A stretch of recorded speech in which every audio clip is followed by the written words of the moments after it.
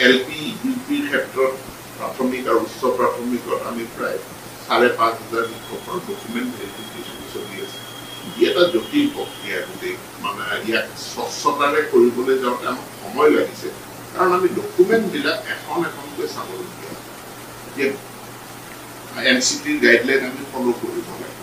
গতিকে এতিয়া আপুনি BEd ডিগ্ৰী নোহোৱাকৈ আপুনি এনচিটি মানে গ্ৰেজুৱেট টিচাৰ হ'ব নোৱাৰে।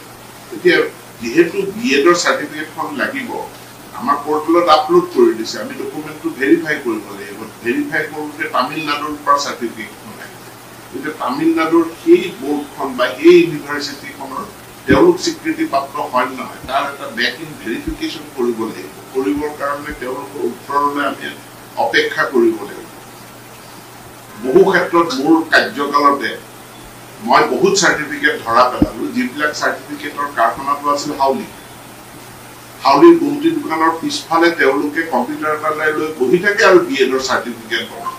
সেই পইচা দিলে তেনেকুৱা চাৰ্টিফিকেট পায়। গতিকে সেইবিলাক জালিয়াতিও আমি প্ৰতিৰোধ কৰিব লাগিব। গতিকে আমি খৰখেদা কৰিব নোৱাৰো। সময় লৈছে কিন্তু অক্টোবৰৰ ভিতৰত আমি যথেষ্ট সংখ্যক শিক্ষক নিযুক্তি দিবলৈ আমি সক্ষম হ'ম।